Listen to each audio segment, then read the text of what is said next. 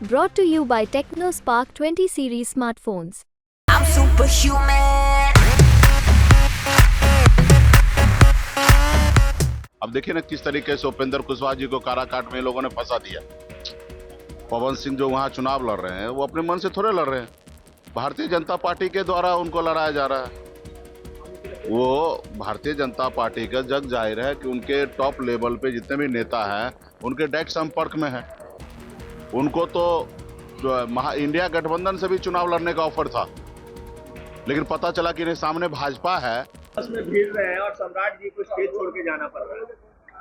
तो नहीं, तो ये तो एक्चुअली वो लोगों को आपस में कोऑर्डिनेशन नहीं है और सब पार्टी अपने अपने लिए लड़ रहे हैं, चाहे वो एलजेपी हो, चाहे जेडीयू हो या बीजेपी हो, और सब एक दूसरे को हराने के लिए लगे हैं। अब देखिए ना किस तरीके से उपेंद्र कुशवाहा जी को काराकाट में लोगों ने फंसा दिया। पवन सिंह जो वहां चुनाव लड़ रहे हैं वो अपने मन से थोड़े लड़ रहे हैं, भारतीय जनता पार्टी के द्वारा उनको लड़ाया जा रहा है। वो भारतीय जनता पार्टी का जग जाहिर है कि उनके टॉप लेवल पे जितने भी नेता हैं उनके डायरेक्ट संपर्क में है। उनको तो इंडिया गठबंधन से भी चुनाव लड़ने का ऑफर था, लेकिन पता चला कि इन्हें सामने भाजपा है तो नहीं लड़ा। पता चला कि सामने भाजपा है तो वो नहीं लड़ा। बोला कि अगर जेडीयू रहता तो हम लड़ते या एलजेपी रहता तो लड़ते, लेकिन भाजपा है करके नहीं लड़े।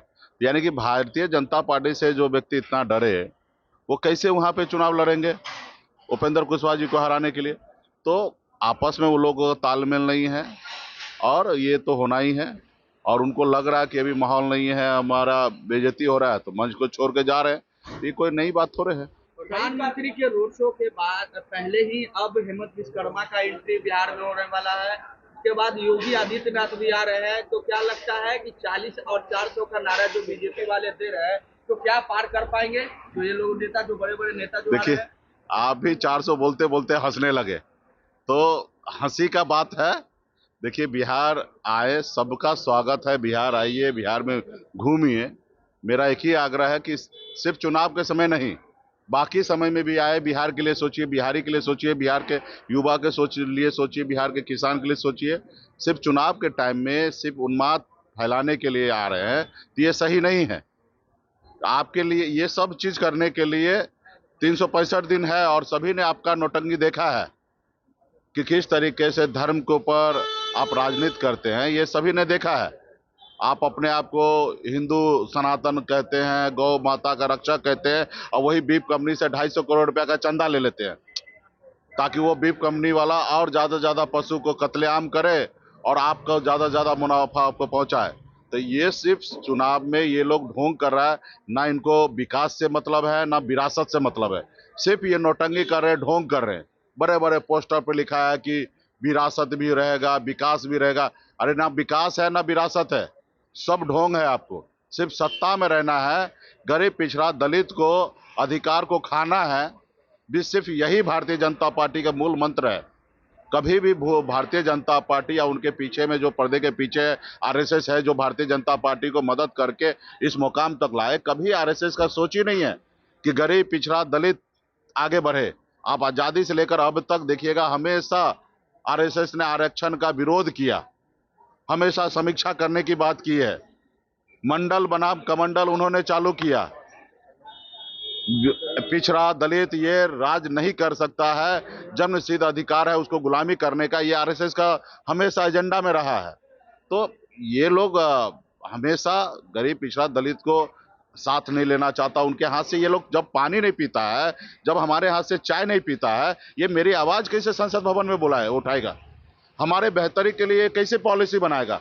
कभी नहीं पॉलिसी बनाएगा। तो इसलिए खास करके बहुजन जितने भी समाजवादी राजनीति करने वाले लोग हैं, सेकुलर विचारधारा के लोग हैं, उस सब से आग्रह करता हूँ। खास करके मैं इस देश के नागरिक जो है, खास करके अपर कास्ट है, हमारे बनिया समुदाय है, इन सब से पढ़े लिखे लोगों से मैं हाथ जोड़ के आग्रह करता हूँ कि आपके पास सोचने समझने का बुद्धि है, विवेक है। आप सोचिए कि हमारा देश कहाँ जा रहा है। क्या देश ऐसे चलेगा, हिंदू मुसलमान करके चलेगा, कि देश विकास के रास्ते पे चलेगा? आप पाकिस्तान की चर्चा करते हैं, लेकिन पाकिस्तान चले जाते हैं बिरयानी खाने के लिए। आप चाइना का क्यों नहीं चर्चा करते हैं, जो $18 ट्रिलियन का अर्थव्यवस्था उनका है, उसका जिक्र क्यों नहीं करते? आपके हिंदुस्तान का, इंडिया का 8 गुना ज़्यादा वहाँ का अर्थव्यवस्था मजबूत है, आप वो चर्चा क्यों नहीं कर रहे? 1984 में भारत और चाइना एक समान था, बराबरी था। आज देखिए हमसे 7 गुना 8 गुना ज़्यादा धन दौलत उनके पास है। तो ये सब चीज़ पे बहस नहीं करेंगे। जो चीज़ पहले हो गया, किस कालखंड में हुआ, क्यों हुआ, किनसे गलती हुआ, उस सब के जिक्र आज क्यों करना? हम सब चीज़ को भूल के आगे कैसे बढ़े हैं? हम चाइना को देखें, अमेरिका को देखें, लंदन को देखें, उनसे सीख ले, हम आगे बढ़े। अब हमारे पूर्वज क्या किए, नहीं किए, किस परिस्थिति में किए, कैसे किए, अब उनके बारे में ज़्यादा नहीं सोचना है। हमें आज के समय में क्या करना चाहिए, उस रास्ते पे चलना है। तो ये लोगों का ढोंग है, और ये ढोंग जनता के बीच में आ गया, युवा के बीच में आ गया, सभी लोग जानने लगे। अभी कोई इनके साथ नहीं है। बहुत बहुत धन्यवाद।